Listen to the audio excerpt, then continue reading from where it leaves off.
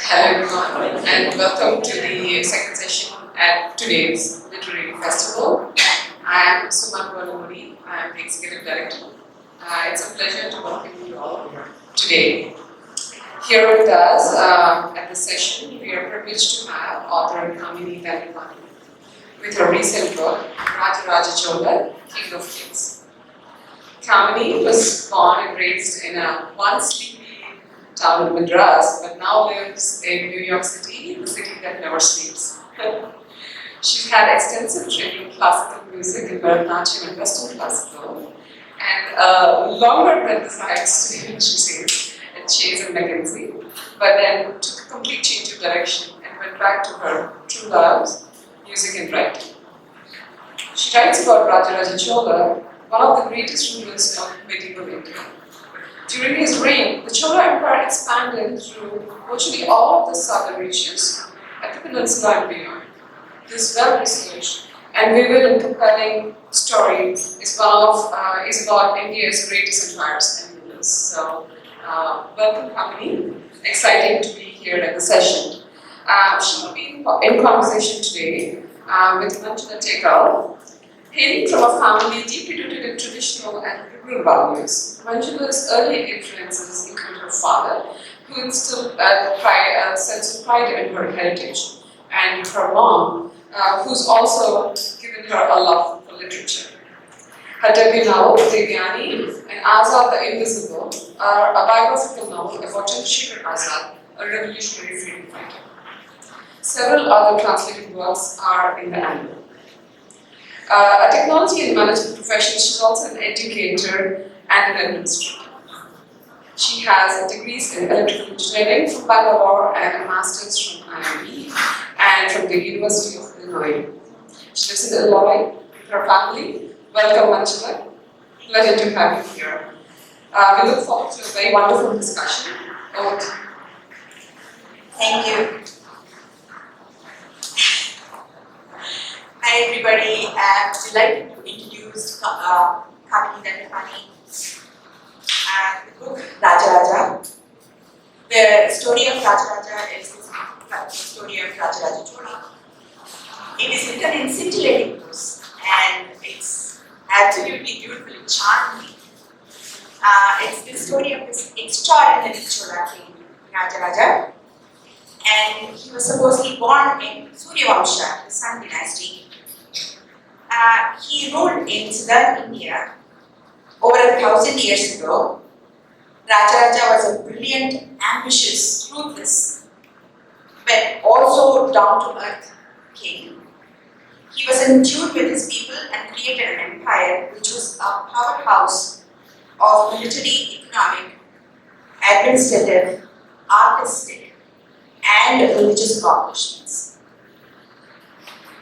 Quite the long list, actually. He was a visionary who thought larger than life and built the grand Brihadishwara temple that became the nerve center of his empire. He was a staunch devotee of Shiva. To understand and appreciate Rajaraja, we need to learn about his history, the geopolitics of how he became king, and the personalities and circumstances that shaped him. Kamini Dandapani explores the story of the Chola dynasty through its tumultuous ups and downs. She talks about an earlier Chola era and later time of the imperial Cholas, which is the time of Rajaraja Chola, the hero of our book. But she places Rajaraja in the context of both his forebears and descendants. Specifically, his equally illustrious son, Rajendra. Kamini charms you when she writes about the Sangam literature, Sangam poets who lived around 2000 years ago during an earlier Chola dynasty ruling the Kaveri Delta. There are tons of cute little stories about Karikalamni, his capital of Kaveri Patnam. It is more famously known as Pukuhar. There are stories about Kochangannan, the Myanmar saints, and the legendary Shivi, from whom the Cholas trace their lineage. The Bhakti movement of this era, both Myanmar's and ours, set the stage for a cultural renaissance. Kamini talks about the life and times of Rajaraja, the geopolitics, his military exploits, his victories over Ceylon, Gangas, Pandyas, about the Bhakti movement that inspired the religious life of the Cholas, the monumental Brihadishwara temple, the stunning Chola bronzes, the trade wars, the administration and organization, the life of women, a whole lot more. The story then moves on to Rajaraja's son Rajendra, a brilliant and worthy successor who took his father's legacy to even greater heights. He would enjoy great success in the battlefield and bring back the holy Ganga from the captured lands in the north. He would build a great temple in Ganga. He would subdue and establish trade with the cities of Sri Vijaya Kingdom in Southeast Asia. You will be probably very curious about movie Ponniyin Selvan. I should add at this point that Kamini has met the director. Maniratnam has had a long conversation with him. You probably want to ask the questions about these things. So at this point, I'll stop the introduction and we'll have a conversation going now. Okay, it's about first question. Genre. What kind of genre is this? I mean, I don't know whether it's a biography, it's a history book, it's a combination of both. It's almost like a novel. So I would let Kamini talk about it at this point. Well, I would call it a history, although I think a biography of Rajaraja would be fascinating. I find him a fascinating personality. But unfortunately, we don't have any of the facts that would flesh it out to make it a biography. But here are the challenges I faced writing this history. First of all, the Cholas lived 1,000 years ago. And secondly, the main source of information about the Cholas were the Cholas. And they were masters at public relations, creating an image of themselves as these wonderful ideal rulers and projecting it all over their kingdom, hammering it home literally on their temple walls. So just imagine if, and so this is the kind of very skewed information with which I had to try and recreate their history. Imagine if 1,000 years from now, somebody tries to create a history of somebody based on their Instagram profile or their Facebook posts. It's going to be completely unreliable. And so I had to, kind of read between the lines a lot, read the accounts of rival kingdoms, rival kings, kind of look for chinks in the armor, understand that history written by the victor always, understand that the ethos of those times is very different and not kind of impose our modern thinking and modern values and modern judgment on the Cholas, and then using all that, hopefully writing something that was balanced and nuanced. So lots of caveats. Yeah. Well, yeah, it would be fascinating to read a novel, for example, about the Chola king, the Rajaraja. And Maybe Dr. perhaps Dr. Yes. Yeah. You also worked in the corporate sector. You have traveled extensively. You've gone to the places you actually write about. And then, tell us a little bit about that. And then, how did you manage to write this book? Well, I wrote it. My husband's going to kill me for this because I was asked to write it. But seriously, and I think I speak for many of us in this room, I hated history growing up because of the way it was taught in the dry textbooks. And the other thing is that in India, at least, the history textbooks were very North India centric. So you have the Guptas, the Mauryas, the Mughals, and then the British and independence movement. I don't think I had anything about the Cholas or Pandavas or East India, West India, nothing like that. And I also think I speak for many of us when I say that there is a switch that gets turned on later in life. We start developing an interest in history, maybe your own history. So about 15 years ago, I started a blog called Tales of South India, in which I started writing about my travels around South India, stories, history, and I did a lot of research in writing that. It was not just a blog that said I ate vada here and a selfie. It was not that kind of a thing. So it was actually a bit a bit of fairy tales. The editor for the publishing company I somehow found the blog, and they approached me and they asked me if I would write a history of the Cholas, and I said I'm not a historian. And they said that's precisely why we are asking you, because we want it to be something that can relate to the lay person. So that's what I set out to do. Actually, that is lovely. Actually, history must be written in terms of like, what the latest stories are going to be like. It's like you said, Instagram profiles, let's probably like, interpreted Instagram stories or whatever. So, anyway, you also talk about Sangam literature. Oh, yes. You talk about the Sangam poets 2000 years ago. So Yeah, actually that was one of my favorite sections to write. And you might wonder what is the Sangam era and what is Sangam poetry? This was from about 100 BC to approximately 250 AD. And Sangam refers to an academy of poets who wrote poetry.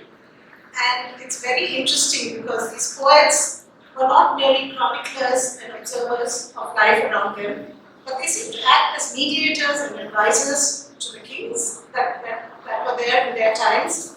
Sangam poetry is beautiful, it's like rich in metaphor, it captures the ethos of those times with almost like photographic clarity, and a contemporary reader would completely, it would resonate with anybody today. It's that of the moment, So there are two genres of Sangam poetry actually. One is called Aham, which writes about the inner world, the world of love, longing, relationships, and the Puram poems, which talk about the external world of war and kings and battles and heroes. And it is from these Puram poems that we learn about an earlier era of Cholas who lived in Sangam times, and that's why we call them Sangam Cholas. And there are kings like Karikala and Kochangandan who lived at that time. The Sangam era faded out, and then a few centuries later, what historians like to call the Imperial Cholas came into being. Were the two Cholas related? Maybe, maybe not. There's no way of knowing.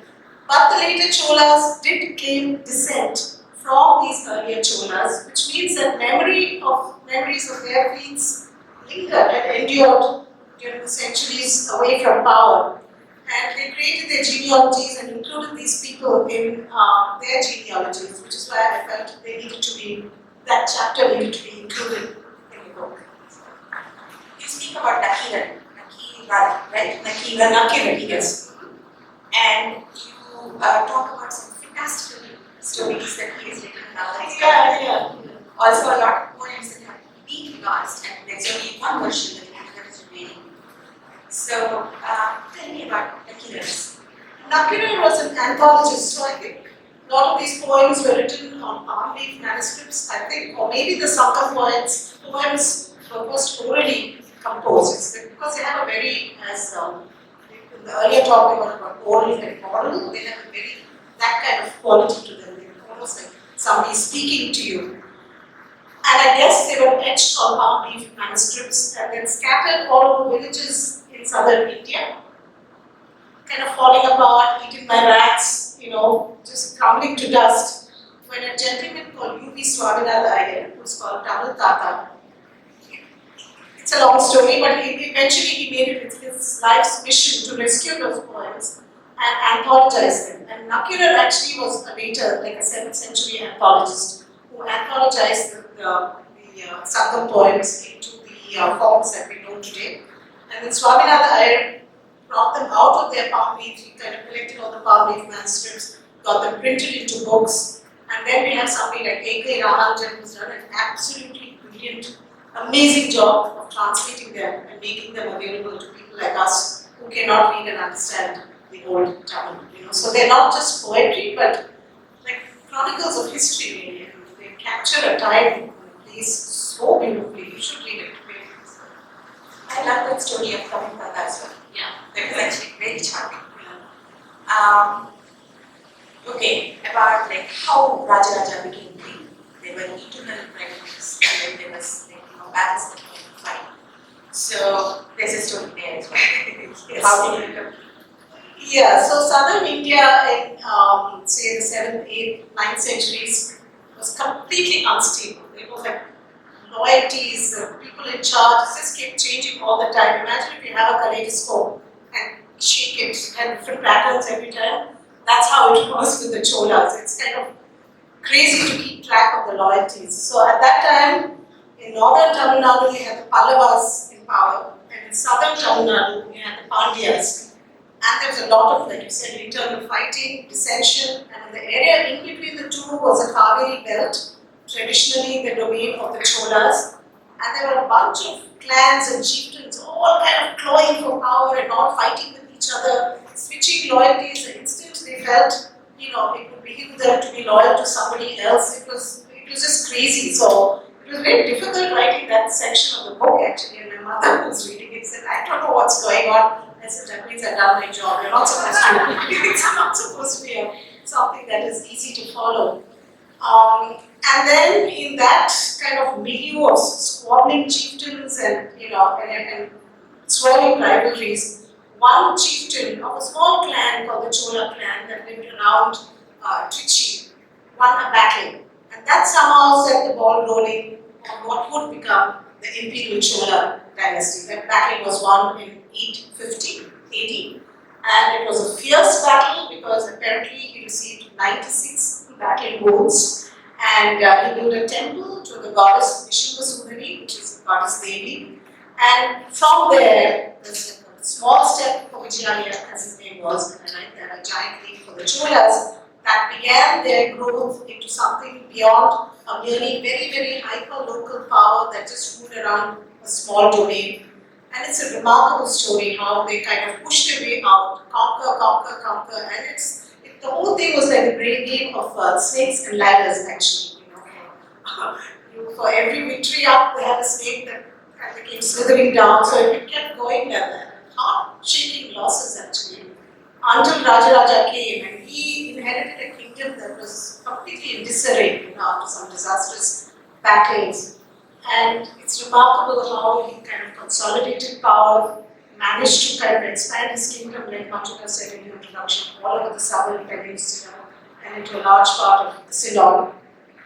And through all the fighting and battling and everything, he kind of did some remarkable things. As a trade, in building his temples, in promoting music and dance and architecture. It's quite a story. So that's how Rajaraja came to power actually. And then he had a lot of support from within the family. He had his great aunt, who has his sister. And you want to talk about that? Yes. So he must have been a remarkable man because there were women in his life that influenced him. We don't know exactly how, but he had a lot of respect for them. One was his great aunt, Sempian Mahadevi, who was the once again, Uttama's mother. So the mother of the king who preceded Rajaraja Chola. And if you watch the movie, the Korean ceremony, all those characters are there. So, there was a lot of internal strife in the Chola kingdom before Rajaraja came. There was a kind of zigzagging through the family tree from one brother's line to another. And while I did say that the Cholas presented a very idealized, kind of rosy-eyed view of what they were about, there are also hints that there was dissension, and they hinted at Kali Yuga brewing and stuff like that. So I think that Sempian Mahadevi, this queen, had a pivotal role in kind of smoothing over the situation, ensuring a smooth rise to power of Rajaraja. So he could have become king after his brother. Actually, after Rajaraja's father was king, his brother was slated to become the next king, Aditya Karikala, and he was murdered in suspicious circumstances. We don't know why he was murdered or by whom, and there are a lot of speculations, and that's again followed on a historical novel. But because the line of succession had moved to Rajaraja's line, he should have been the king after his father, but then it zigzagged back to another brother's grandson. We don't know why, and I think it's his lady Sempian Mahadevi who kind of acted as a diplomat and made sure that all the successions went smoothly. And he was so admiring of her, respectful of her, that he said that any orders that she gave would would get equal weight to those of his colleagues. So I'm actually very impressed that he was so respectful of women, and women played such a big role in his kingdom, in his life, and I'm fascinated that you have brought it out so well. Yeah, I'm sure that's not the whole picture at all, because women must have been, brutalized and raped and slaves and all that. So, but it's like nothing has changed, So they do well, and they stand apart. So everything exists together. Do you want to read a passage from the book? Is there a favorite passage? I don't know if it's a favorite passage, but I thought it's interesting. This is about the trade that happened, the trade wars of the Chola times. And at the time that Rajaraja was establishing himself, the Song dynasty in China was also making waves. Okay? And they kind of went all out to make trade an important part of what they were about. And they also made it, they tried to kind of entice a lot of other players into their markets, saying we'll give you, special trading rights and we'll give you privileges and this and that. So it behooved all the kingdoms around China to become favored trading partners of China, because it would mean a lot of money in that. So hectic diplomatic, kind of maneuvers happened. And here our Rajaraja stepped into the fray as well. So I'm just going to read out a couple of pages. The Chola traders, a vital part of the China trade nexus, were naturally interested in the attractions of the Song markets. Their trading ports and the mercantile guilds that flourished in the Chola lands played a vital role in linking the Chinese markets to the rest of the world. And late in his reign, Rajaraja set in motion an enterprising mission that proved him a trailblazer yet again. He sent by sea a delegation of 52 people to the Song court with the obvious intent of cutting a trade deal. They took with them a rich load of gifts, special tributes intended to flatter and impress, elephant tusks, pearls, frankincense, and perfumes, all commodities valued by the Chinese and subjected to high import taxes. The journey took 1,150 days to complete. They arrived at their destination in May 1015. The Chinese court appears to have known of the arrival of this mission, as it sent an imperial aid usher in the role of lesser lord of diplomatic reception to escort the Chola delegation to the capital. The group received a warm welcome at the Chinese court. It was the first time that a Chinese embassy was sent, a Chola embassy was sent to China. There are fascinating details we have from a text called the Song Shi, a Chinese official history of the Song dynasty that was published in 1345. It says, heading the contingent was someone the Chinese call the Ambassador Vice Minister Suoli San Wen, variously interpreted as Chola Samanta or Chola Samudra. With his deputies, the second ambassador Pu Shu, the third ambassador Wen Wu, the guard Ya De Jia, and others. These are all double names, so God knows, we had no idea what they really were, so I find it was funny. Emperor Rajaraja goes by the delightful name of King Loja Doja. We learn from the Song Shi that Suoli San Wen and his deputies entered the audience hall of the Chinese court holding a tray with pearls and green beads, which they scattered in front of the throne. They then presented a letter written by their king, Rajaraja. The letter is a masterpiece of diplomatic sweet talk and self-effacement. It begins with Rajaraja describing how he learned about the glories of the Song Emperor and Empire from a merchant who arrived at his country. He wrote of the Song court, the merit of your administration covers heaven and earth, and the force of your power gives discipline to the universe. Your divine power has never killed, your civility has enlightened, your high virtue has been extended to your subjects, and you worshipped heaven with submissive mind. The letter then moves on to a cringeworthy piece of self-deprecation. I presume to consider that as your subject, I am a small thing like a mosquito and a humble creature like a papier-mâché dog, having been living for generations in a barbarous town. My country is far from Chinese civilization, having not been enlightened and having sent no tribute to your court. Regrettably, I am too advanced in age to proceed to your court personally to offer tribute. To present the products of my country is like ants and crickets being attracted by mutton. And to pay tribute and serve your majesty is like sunflower being drawn towards the sun. With respect, I send a mission of 52 persons to your court to offer the products of our country as tribute. And then he goes on to list what all he said. It is impossible to imagine Rajaraja, king of kings, jewel of the Chola dynasty, three-crowned king, the thunderbolt to the Pandyas, the mightiest emperor of the legendary Chola dynasty, the builder of one of the grandest monuments of all time, referring to himself as a small mosquito from a barbarous town. Was this how the 11th century diplomacy worked? Or was the Chinese narrative as richly embellished and varnished with fantasy and imagination as so many accounts from history are apt to be? Anyway, so sadly Rajaraja never learned of his men's adventures in China. He died before they even reached.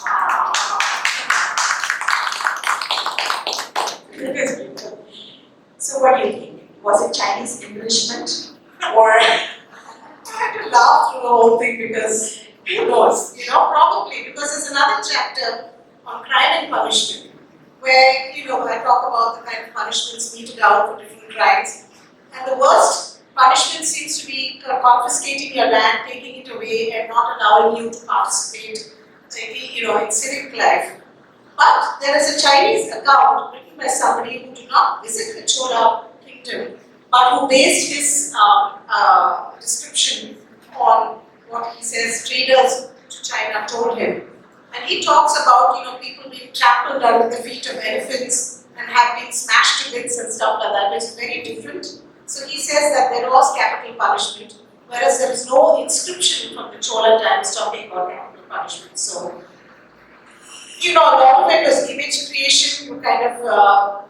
You have rival kings claiming, we were defeated, but they were like 1 million Chola troops, almost like a face-saving gesture on their part. So, who knows? that still goes on? Exactly, nothing much has changed. Yeah.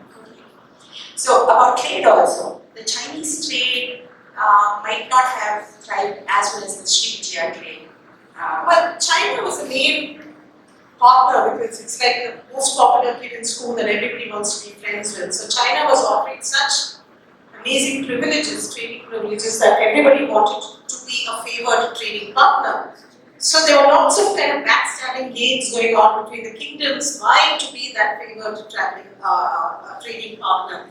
So the Cholas were one, and there was a lot of flattery and deception and backstabbing and all that. The Srivijaya kingdom, which was in Southeast Asia, was another. So the Srivijaya kingdom actually told the Chinese, these Cholas, they're not all that great. They are actually our vassals, we're their boss kind of a thing. So I think then the Chinese had the last laugh.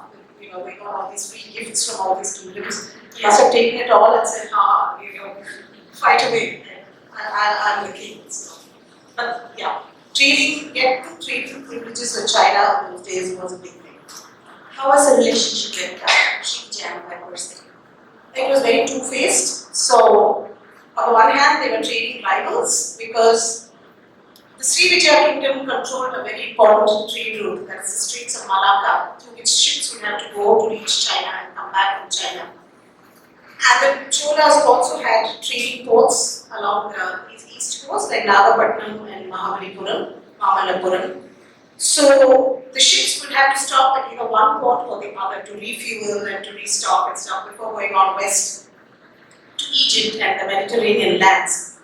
And those port stops meant a lot of money. They could collect a lot of income from that. So both the Srivijaya and Chola kingdoms tried to kind of persuade people to stop at their ports. So obviously they were rivals, and the Srivijayas employed sea gypsies to kind of capture people and sea pirates actually, and they force them into their ports to get the tribute from them.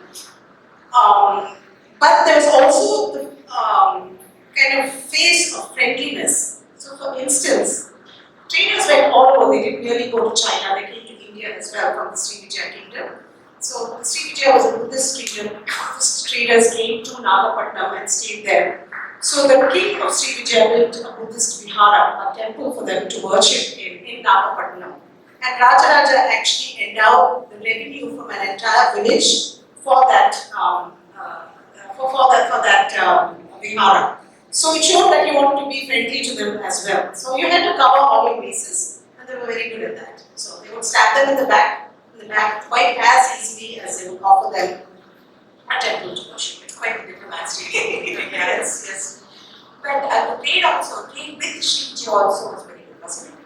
Yes. I don't think the Srivijaya kingdom was known for trade. It was, I don't think, like the Indian ports had a lot of like silk, cotton, pearls, that kind of stuff, frankincense that was very much valued. The Srivijaya kingdom's strength lay in its position because it controlled, as I said, the streets of Malacca and the Sundan streets. So you had to go through that, and that was their source of power, not so much the things. I mean, we don't know much, and maybe it's still unearthed, but they are not known for a grand history or anything like that. They're known as a trading powerhouse.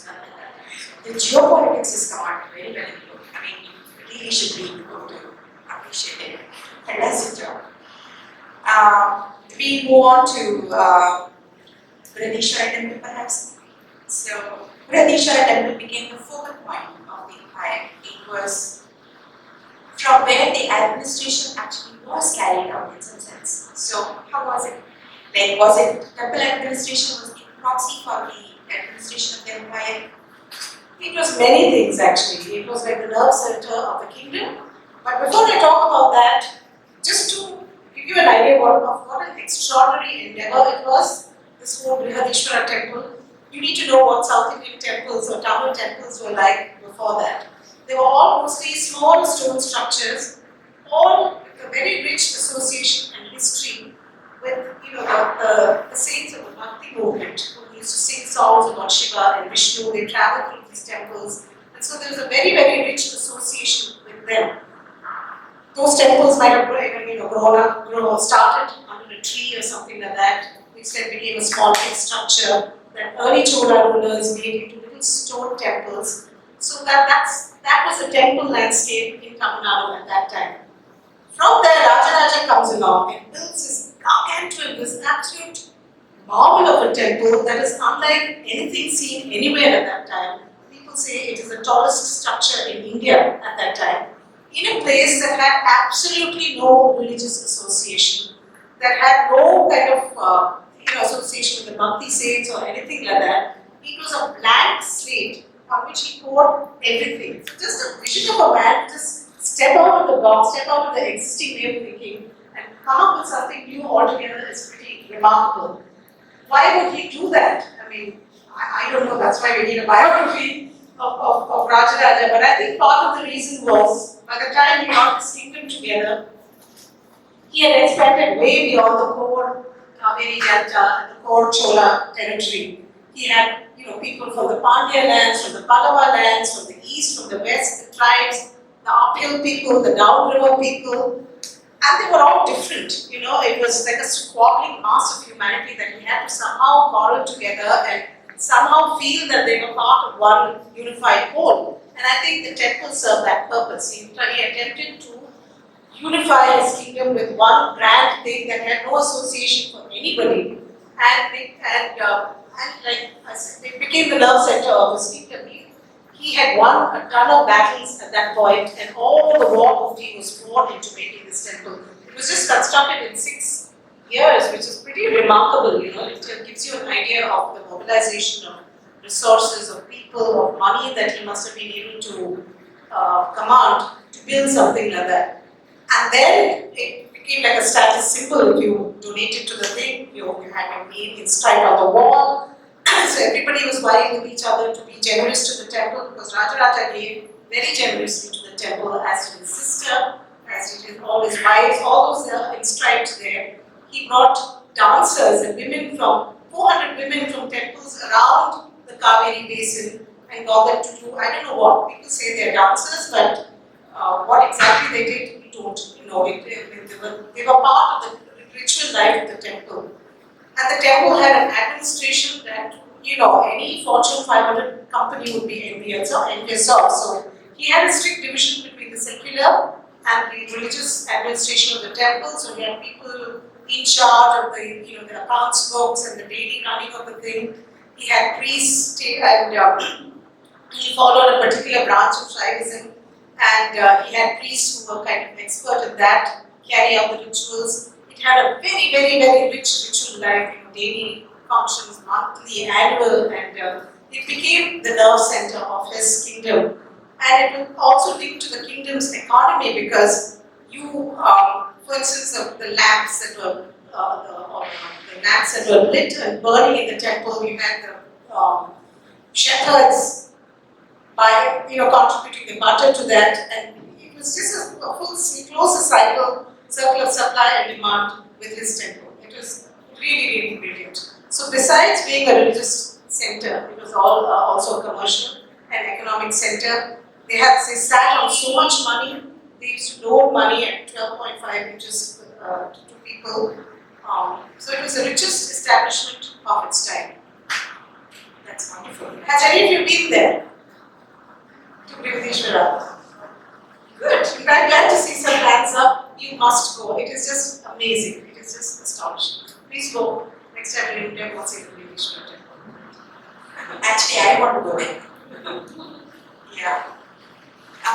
You also talked about temple women. Yes.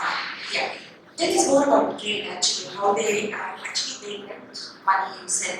They also made sure that the sea voyages were also supported or something like that. Did they lend money? Yeah, the temple loaned money. The temple was sitting on a huge amount of cash. So they loaned money, yes, for traders, for trade expeditions, for building projects, for whatever it needed the money for. And as I said, it became a status symbol to donate money to the temple. So people were kind of falling over themselves to do that. And to be able to stitch it together like that, that's a remarkable thing. I mean, again, I don't know what the reality was, but I'm sure that was part of his to bring people together, to make them feel invested in the kingdom, that they were part of something bigger than themselves. Yeah. The women in the temple. So you say that they were, sometimes they were dancers, they were not necessarily dancers, they did a lot more. Even the queens were actually called the temple women. So it goes a bit against the common perception that temple women are dancers. They're not necessarily dancers. A lot more than that. Yeah. So there's a whole chapter on Chola women in the book. So it doesn't really say what they do. It doesn't say that they actually danced, but they were part of the temple, and many of them would kind of have auctions between them to do things like wave the fly whisk in front of the idol when it was taken out on procession. So you got favors for that, and then you got your family. Temple women actually they got money for doing whatever they did, and they invested in land. They were independent women at that time, so the inscriptions show the women as being the buyers and sellers of land without a mention of a husband or a patron or anything like that. So, yeah. Would that be the predecessors of the institution of Devadas? Probably, probably. So the Devadas institution came much later, probably the 17th century, under the Nayaks and Marathas. I can't say that they were or they were not. It's just that, the inscriptions don't say that this is what they did. So, but they did a variety of chores. So many of them would sing, but the dancing was not their main thing, So. I have earlier the passage that you read, Yes. corresponds. I'm curious to know what language it corresponded in Chinese. I'm very curious too. So it must have been in Tamil, and there's a lot of travel back and forth between China and Tamil Nadu. So I'm assuming they were medieval translators out there. So because the language of gestures was not done. So That's what I was trying to yeah. get. In fact, I asked that question. I have no idea how this message was even conveyed or understood. Yeah. So you talk about the Pragadesh temple. Yes. If you walk around the perimeter of the temple, it's a lot of stone carvings. Yes. In Grantha, Yes. Yes. so the Tamil script didn't exist at the time. So it was a Grantha script. Yes. So how much of that got transcribed by Swaminathan here and others? So it was not Swaminathan. There were other epigraphists. One was Venkaya and one was Shul. I can't pronounce. He's a German guy. So in fact, I write about the development of epigraphy. And the interesting thing is that a few centuries after the Brihadishwara temple was built, there was a manual that was written by the British about Tanjavur, in which they write about the Brihadishwara temple, and they say, yeah, this was there. It was probably built by Kulathanga, who was another Chola king, or somebody else. So the memory of Rajaraja and the fact that he had constructed this had obviously faded by then. So they knew some ruler from the Cholas had built it, but the details were not known. So it was when epigraphists like Venkaya started deciphering that script that we even know about who built the Brihadishwara temple, what those things are. So, but you're right, it's in the Pallava Grantha script. In fact, it's really shocking. Like miles and miles of these stones are being laid out. Just an archaeological survey of India is still trying to decipher. They're still trying to decipher. Yeah, there are thousands, there are like 10,000 inscriptions or so. A handful of them. But I must say, the archaeological survey has done a remarkable job. In fact, the epigraphia Indica, it's all digitized.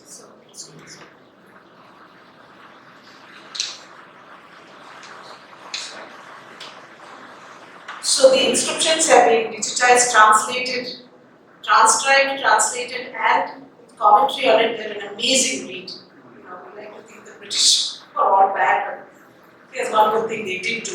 They took an interest in it and they brought it alive to us actually. So, and it's a work that's continuing to be done. The Brihadishwara temple is now under the Archaeological Survey of India, so I think we continue to work there. Can you speak a little bit about the queens? Chola queens? The Chola queens, the one queen that we know a lot about was Sendian Mahadevi. So she was like a matriarch of the family. Unfortunately, we know of them mainly through their temple donating activities. So they're not there in the forefront. Obviously, they didn't fight the battles or anything like that. But the temple was the most important institution of the Chola times. So they played a big role. They didn't just merely donate stuff to it, but they each developed a style also of temples. So Sendian Mahadevi introduced certain stylistic touches to Chola temples that later got called the Chola style of temple building. They commissioned Chola bronzes actually, that are remarkably beautiful bronze idols. Sorry. So they were very involved in the life of the temple actually, which is, and queens like Sendian Mahadevi were beyond the temple life also. She has in fact done inscriptions on irrigation, so very practical matters also they were involved in. So we don't know as much as we would like to know about that. You mentioned that the sources of your data were very limited because of this work. Were you able to identify any unique sources, or were you able, or some of your interpretation different from other historical? Yeah, nothing unique unfortunately. So it's just everything that's already out there that I made use of. And there is there's a book by Neelakanta Shastri called The Cholas that was my kind of building block. And I traveled to that region, kind of looked around, got a feel for it, spoke to a lot of people.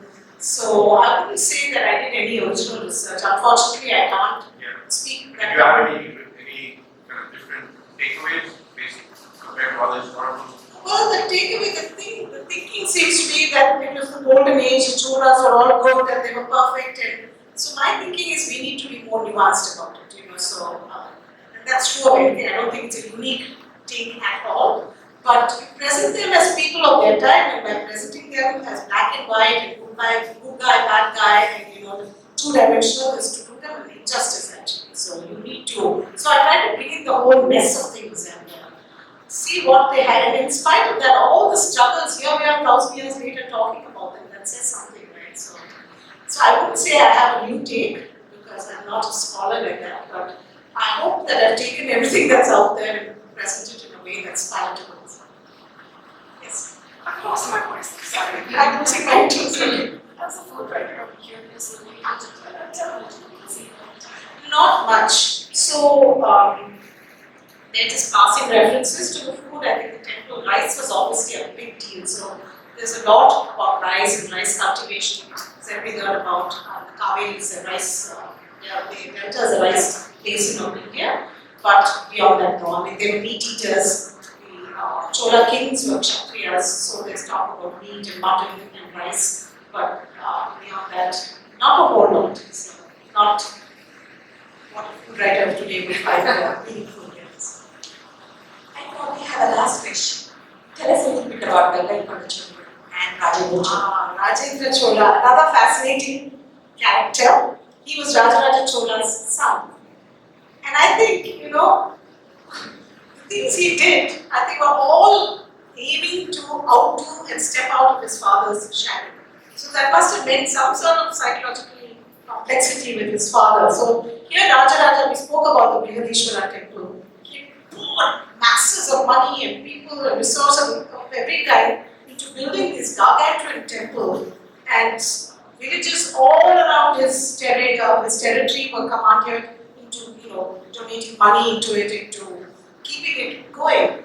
Just a few years, Rajaraja died soon after it was completed. Just a few years after that, Rajendra comes, starts a whole brand new city and temple of his own, almost as vast a scale as his father. It's like almost like, okay, you're great, but I need to step out and show myself for what I am, So he needed to do a lot to step out of his father's shadow, and he did that. So he did some pretty outrageous things. He built this temple, Gangaikonda Chola, which is about 50-60 kilometers to the north and east of Tanjavur. He built a massive temple there, and interestingly, all the villages that were donating money to the Brihadishwara temple were now ordered to divert their funds to the Gangaikonda Chola temple. So we don't know what became of the Brihadishwara after that. And he moved the capital of the Cholas to Gangaikonda Chola. And then he started doing one kind of crazy thing after another. He sent his troops all the way up north to the Ganga. The Cholas were revenge. They had to take revenge against anybody. I think they were largely driven by this need to take revenge on their enemies.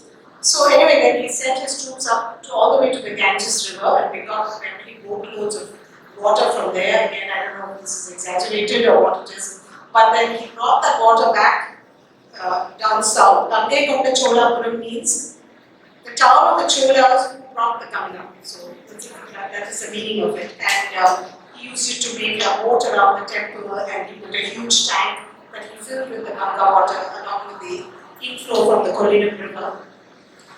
And then he embarked on this expedition against Southeast Asia. As the trade was kind of heating up, and he said the Srivijaya kingdom.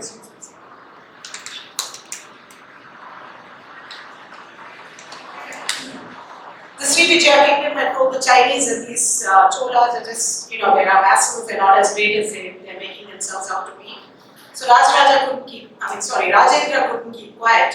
So he sent a massive naval expedition to attack the Srivijaya kingdom, teach them a lesson. He never actually conquered it. They didn't become part of Chola territory. And we know that because there are no Chola inscriptions there. And one way of knowing whether a territory belonged to a particular dynasty or not was from the existence of their inscriptions. But he kind of taught them a lesson and showed them who's boss kind of thing.